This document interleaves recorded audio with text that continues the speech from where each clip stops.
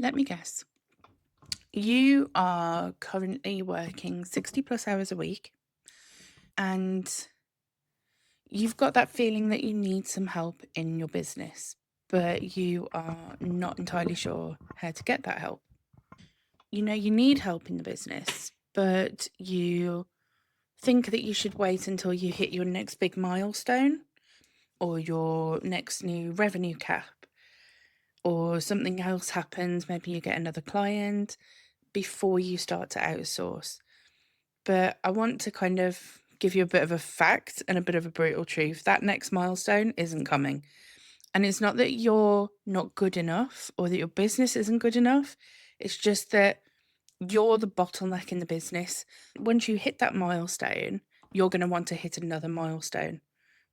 And the milestone and the goalpost will keep moving, and you will never outsource. You will never get the help that you need in your business if you think like this. So, I want to fix that today in this episode.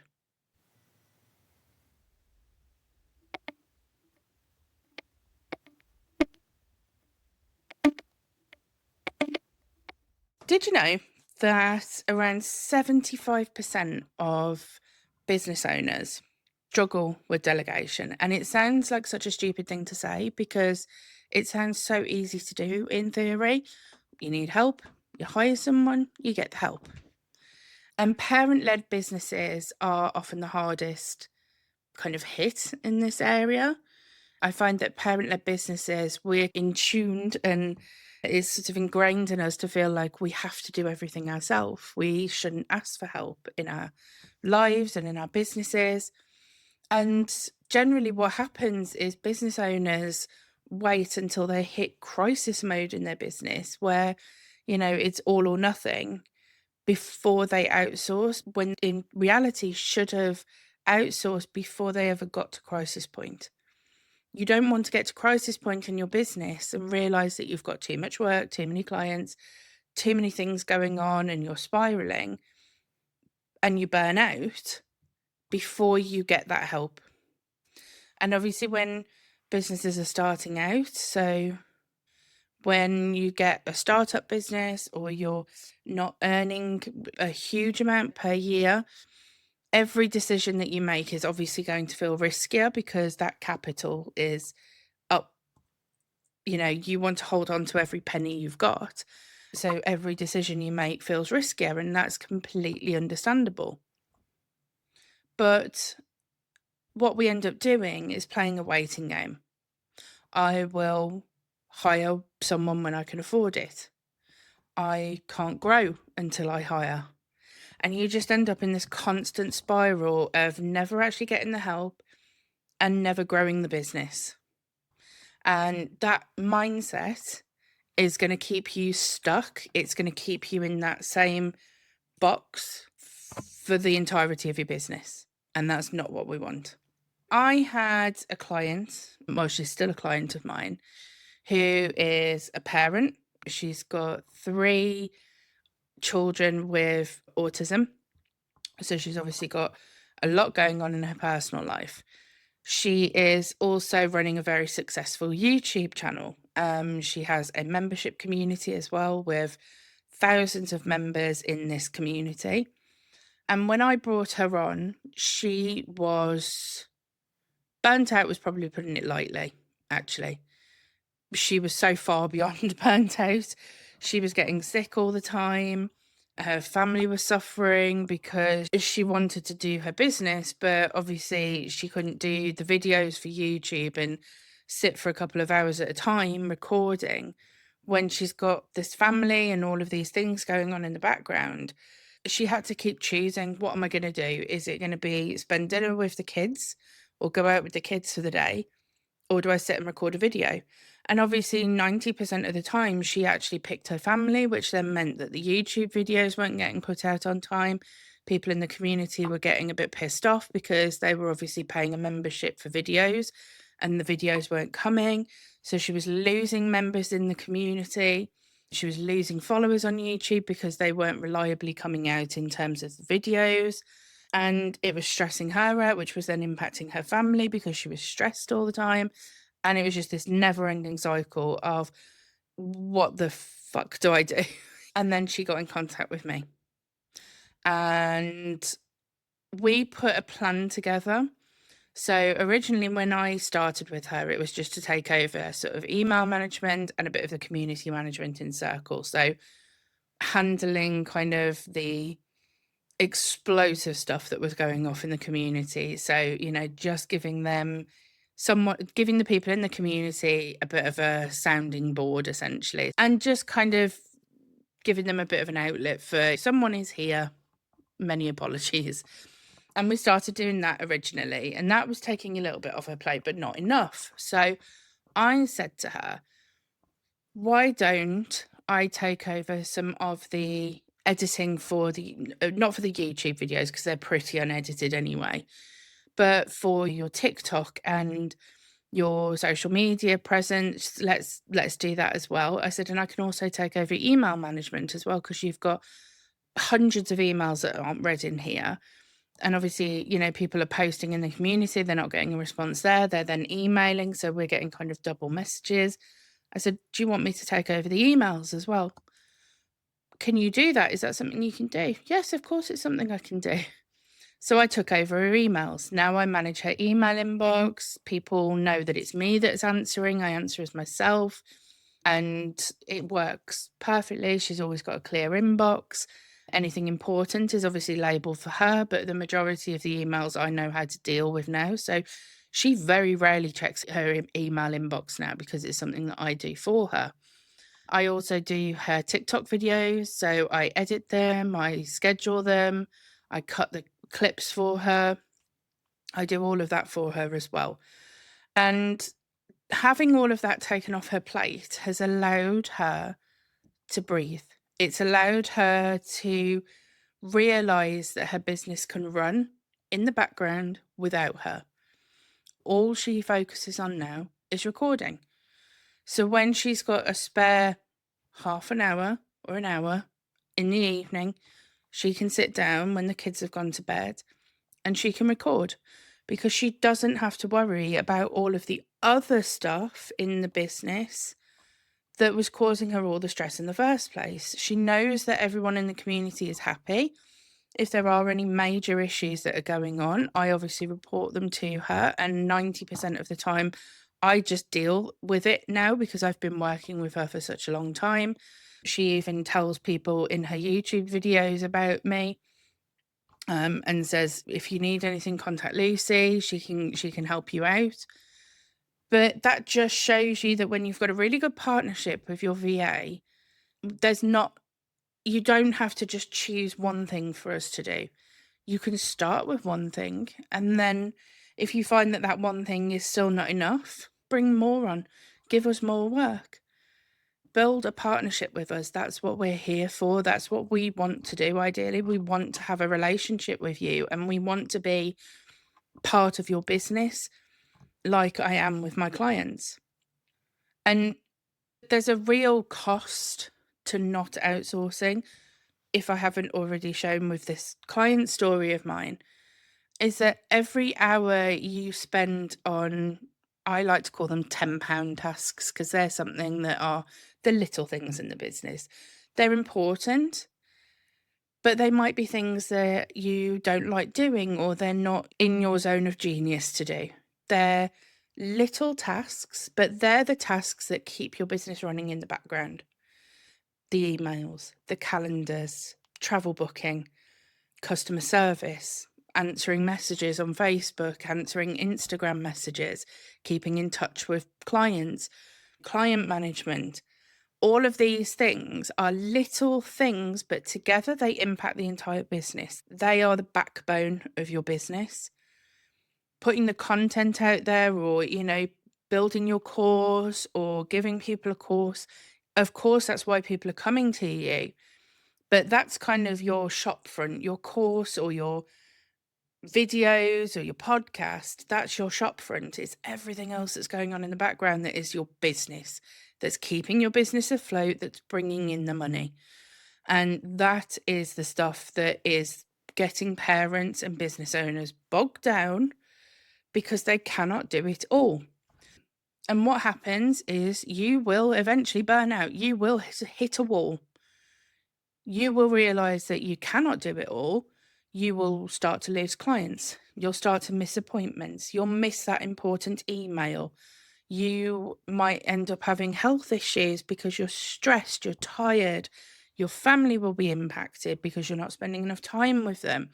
Your marriage might start to be impacted if you're not spending enough time with your husband or your wife because you're spending too much time at work. There are so many things, and this is what we call the burnout tax. We don't want you to get to the burnout stage in your business before you ask for help. And you can't scale past your own capacity. As human beings, we are wired to only have a capacity for so much. We can only tolerate a certain amount of bullshit. We can only tolerate a certain amount of people being mean to us. We all have our own personal tolerances for things, and it's the same in business. You have a maximum capacity, and your business will not grow and cannot grow when you hit maximum capacity. Eventually, as with all businesses, you only have to look at any business model in the world. Look at Royal Mail, DPD, for example, parcel companies. A parcel company like Royal Mail or DPD wouldn't be able to operate as they do if they didn't have drivers, they didn't have a sales team, they didn't have a management team, an HR team, people on the roads, they, have people out marketing for them. If it was just a one-man band, those businesses would not be those businesses that we know today. Amazon, it's not one guy sitting behind a computer, it's millions, I'm assuming. It's a global business. They've got bankers, they've got investors, they've got customer service agents, phone agents, warehouse workers, product makers, everything. It's not one guy sitting behind a computer. I think, is it Jeff Bezos that does Amazon? It's not Jeff Bezos doing Amazon. Although, funny story, actually, I used to work for Virgin Media when I was younger. When I was about 18, and it used to be Telewest when I first started. It was taken over from Telewest to Virgin Media when I was there. And I had a phone call. I was in customer service, and I had a phone call one day from someone really irate on the phone. I can't remember why he was angry about it, but he would not get off the phone until I put him through to Richard Branson. And when I really apologized to him, and I was like, I'm really sorry, but Richard Branson is not in the office. I've never met Richard Branson. I can't put you through to him. He's not here. I don't know him. And this guy was point blank refusing to get off the phone until I put him through. And at the time, we weren't allowed to hang up on customers either. Unless they were being verbally abusive to us, we couldn't hang up. It would go against us. So I just had to kind of sit there and take this guy insisting to speak to Richard Branson. And just before he hung up, he said, if you can't put me through to him, you can tell that fucking Richard Branson I'm going to come up there and I'm going to fucking pop that balloon of his. So, yeah, the point of me telling you that was because, Richard Branson I don't think he even works at Virgin Media. He's just the name on Virgin Media. But, he's got his tele agents, sales agents, customer service, the road guys, It's not Richard Branson, despite the fact that this guy seemed to think it was. It's not Richard Branson that solely works at Virgin Media. Businesses cannot grow without outsourcing. And I'm guessing, as a parent or a parent-led business, didn't start your business to work more hours than you would have done in an office job. You might as well go and get an office job. You started it for freedom, for you, for your family, financial freedom. But without help, all you're going to do is just build a prison for yourself. You're going to build this never-ending prison, never-ending, time-sucking, life-sucking business. And it's just going to take all the joy out of it. So I think what I want you to do, little bit of homework, is to show yourself that hiring someone and outsourcing to someone isn't a cost, it's an investment. And I want you to get that in your head. I want you to get that little mantra in your head. Hiring a VA is not a cost, it's an investment in your business. And here's how you're going to prove it to yourself, essentially. I want you to calculate your hourly value, essentially. So we would maybe do that by taking your revenue goal and divide it by, say, 2,000 hours. That would equal your target hourly rate. So, for example, if you have £100,000 a year goal, £50 an hour is how much you probably are earning or should be earning to hit that goal per year.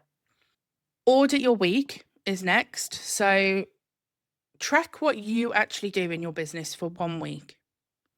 All the little tasks that you do, how many emails you answer, how many telephone calls you take, how many diary appointments you're making, how much time you're sitting at the computer doing everything in your business, and track it all. Get a spreadsheet, write it down minute by minute, and then categorize them in terms of things like, is this admin? Is it operations? Is it, I don't know, recruitment? Is it marketing? Categorize everything that you've done that week and add them up, how long you've spent on each task. So, for example, email management. How long has it taken you to do all of that admin work? And identify the tasks that cost less than your hourly rate to outsource. And one of the things with outsourcing as well is you don't need to hire full-time. A lot of people have this misconception that you need to hire full-time. You don't. You could just have someone come into your business for 2 hours a week, 5 hours a week, 10 hours a week, 10 hours a month if you wanted to. You could have whatever you want to have. Look at your tracker on what you've done that week and think, okay, well, I've spent 20 hours this week doing admin work. I could have outsourced that. That's 20 hours that I could have had back, that I could have been taking my kids out, going for a dinner date with my partner. That's an investment in your business. It's not a cost, it's an investment. Are those 20 hours worth revenue, or are they more worth your sanity? Because I'm guessing it's sanity. And if it is sanity, you should get some help in your business. And ask yourself the question, if you had 10 hours back in your business and you were needing to get £50 an hour, if you had 10 hours back in your business, could you generate more finances than the cost of that hire? So if your VA costs £30 an hour and you hire them for 10 hours, that's £300. Could you make £500 back in your business that month or that week that would cover the VA cost? Of course you could. And most of you listening could just probably by taking one more client. But you can't take one more client if you don't have the time to or the energy to. So we have this problem. So where do we stop the problem? We outsource, we grow. And you don't need a perfect cash flow to hire help. You need to be strategic in how you're thinking. So this is exactly what I've said to do here. Think about what it's costing you. Think about what it's worth to you to get that time back. And with your tracker that you've put together, what's the smallest amount of help that would make the biggest difference? Is it email management? Is it scheduling out your social media posts? Is it going through your calendar and making sure that you're attending meetings or rearranging meetings? What's going to make your brain free up a little bit? What's going to give your brain that breathing space so that you can take on that extra client to fund the BA that's helping you in your business? Pick one thing that's draining you. and outsource it. We need to start moving, businesses need to start moving a mindset shift. We need to start getting a mindset shift. So I want you to do this today. I want you to have a mindset shift today from I can't afford help to I can't afford not to have help. Say it with me. From I can't afford help to I can't afford not to have help. It's not being lazy. It's being strategic. It's growing your business. So our action steps for this week that I want you to do: track your time, log everything that you're doing in your business. Everything. How many emails? Every single email. How long does it take you? How long does it take you to do all your calendars, your diaries, going through everything? How long does it take you to schedule social media posts, recording videos, creating content? Whatever it is that you do in your business, write it down and track it. Categorize it so that you can see exactly whether it's admin, marketing, sales, whatever. Or is it, the important stuff that you actually enjoy doing, like creating your courses or recording videos for YouTube, whatever it is. See where your hours are actually going. See what is sucking your time, what's draining you, and what you're not enjoying doing. And that is going to be your roadmap for what to outsource first. The rest will follow, and your VA is there to help and guide you as well. So we can have a look at your things that are going to be draining you and taking time. We might suggest things to you and say, would it be helpful if I did this for you? But that will come with working with a partner. Just to summarize this episode, hope you've enjoyed it. Hope it's been helpful. Delegating and getting stuck in that feeling of, I can't delegate. Ooh. It is real, but it's not insurmountable. The cost of waiting to get help in your business is higher than the cost of hiring someone to come and help you. That's the most important thing. And I want you to, again, get it in your head to start small. Try 5 hours a week just to start. See how much time it gives you back. See what you get from it. And remember the mantra: from I can't afford help to I can't afford not to have help. That's the takeaway for this episode. Hope it's been good. Hope you've enjoyed it. Hope it's given you a few little thinking spots for you. And I will see you on the next episode.